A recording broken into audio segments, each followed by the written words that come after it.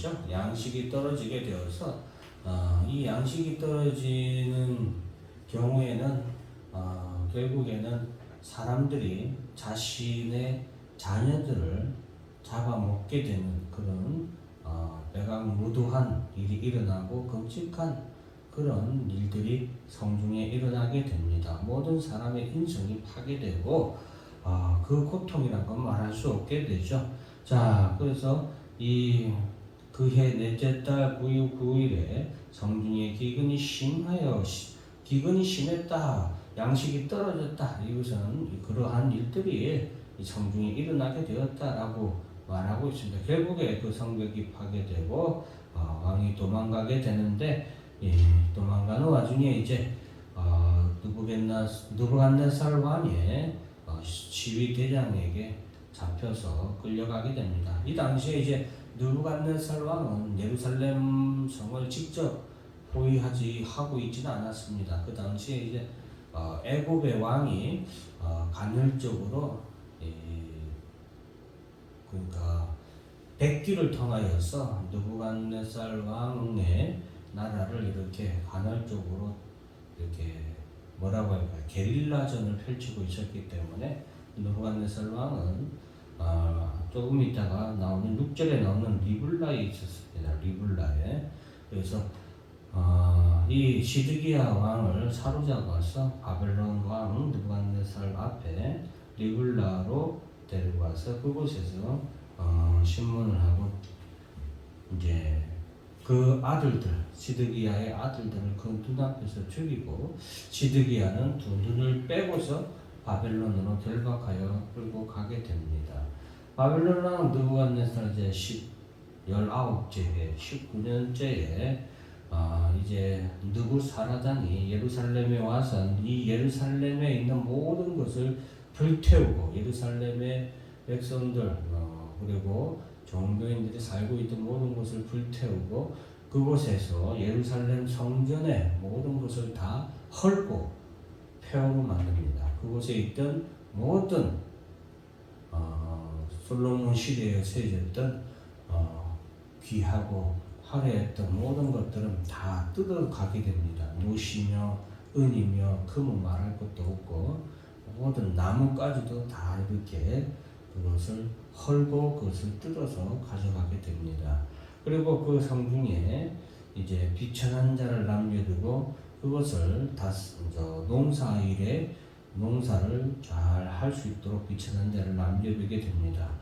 자, 그리고 그곳에 있던 또한 우리가 하나 살펴봐야 되는 것은 그 성전에 있던 대제사장과 그리고 성전 문지기 그리고 부제사장 그리고 서기관 또 이런 여러 종류의 사람들을 그곳에서 사로잡아서 리블라로 잡아가게 되는데 이 사람들은 이제 성전하고 관련된 일을 맡은 사람들이에요.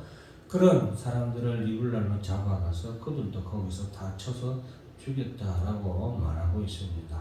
여러분, 그러면서 결국에는 이제 유다는 여기서 시드기야 왕을 끝으로 완전히 멸망을 하게 되고 그달리아라는 사람을 바벨론 왕이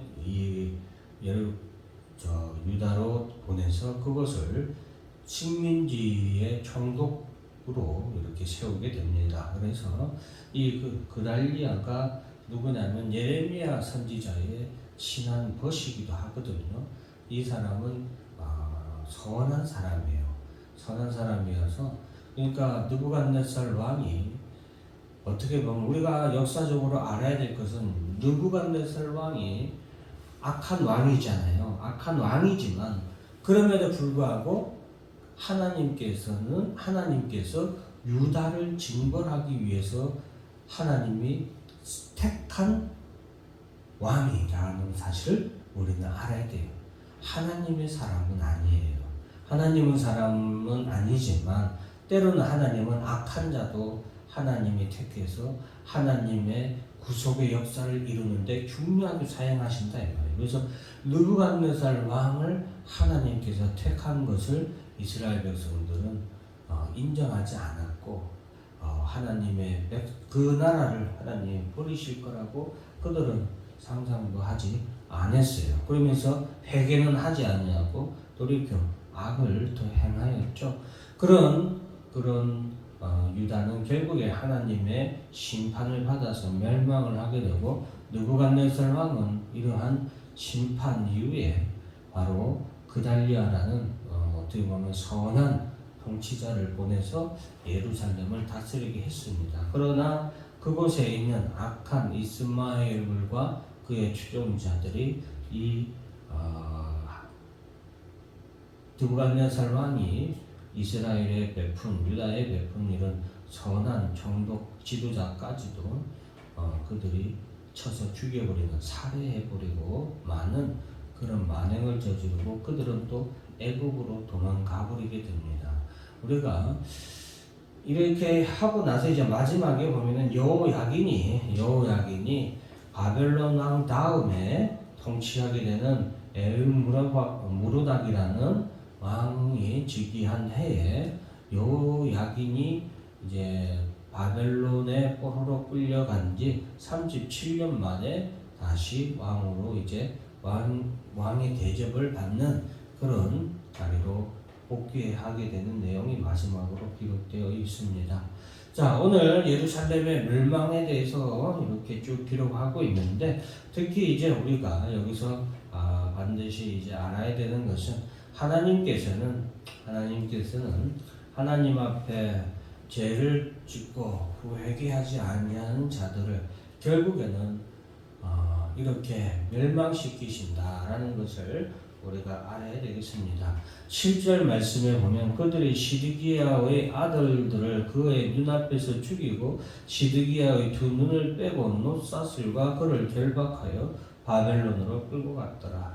전쟁에서 패배한 자들을, 포로들을 이렇게 다스렸습니다. 옛날에 전쟁, 어떤 두 나라에서 국가 간의 전쟁이 일어나죠. 그러면 패배한 국가는 승리한 국가가 그 사람들의 눈을 빼고 혓바닥을 뽑든지 눈을 빼든지 하고, 그 다음에 코에 여러분 여기 코골이, 여자들이 코골이 이렇게 하는 경우 많잖아요.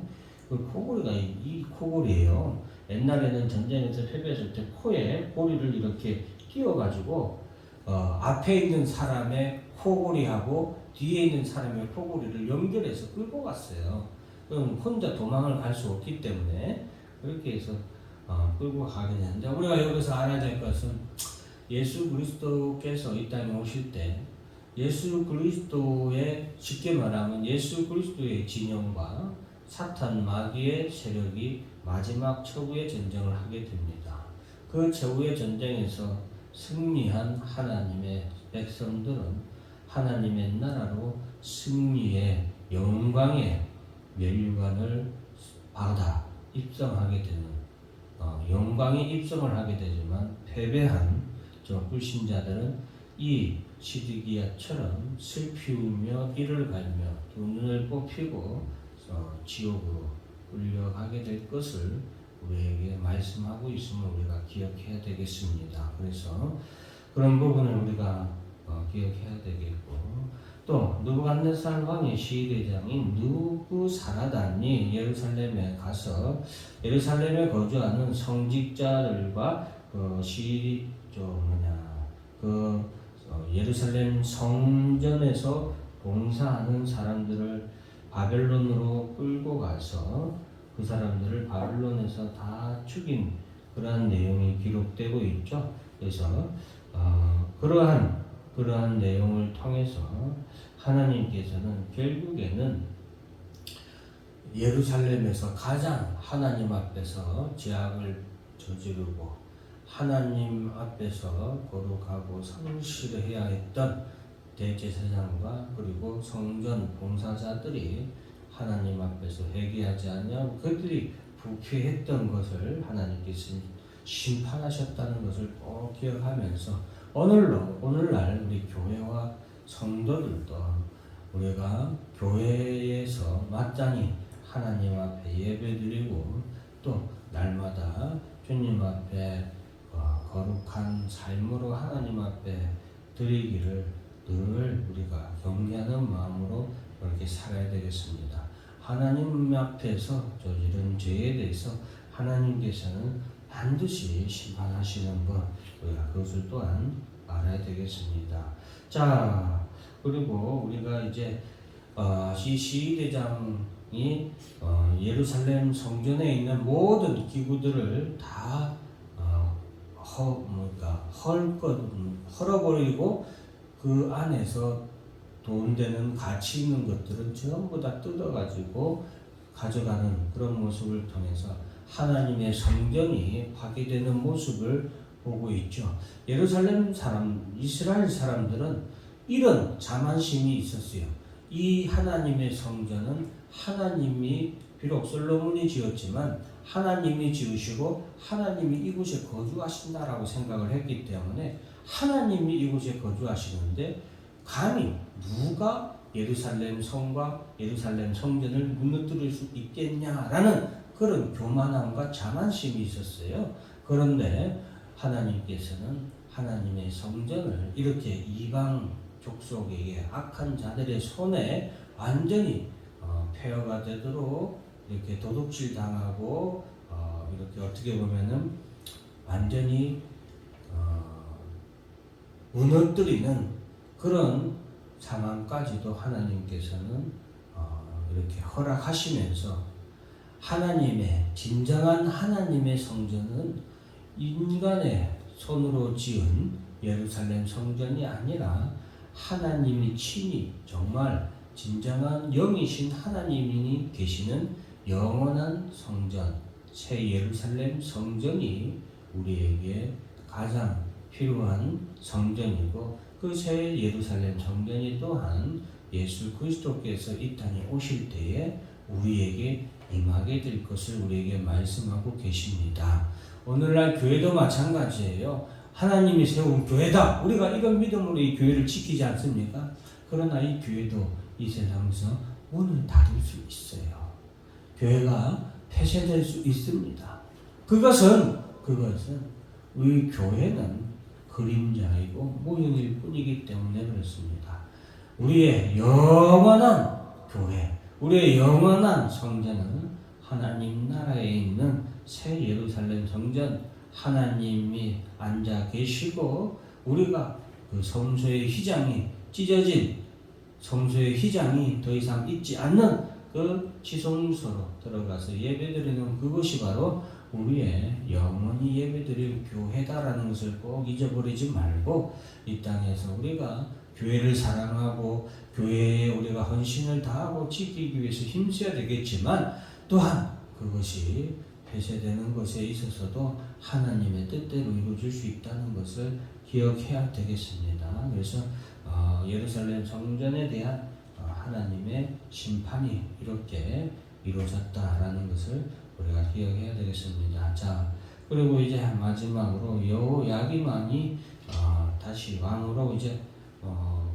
복직이 아니라 왕으로서 인정만 받는 거예요. 왕이라는 그 지위를 인정만 받고 아무런 권한도 없지만 어쨌든 왕으로서의 그런 지위를 인정을 받게 되는 그런 일이 일어나게 되는데 엘림으로다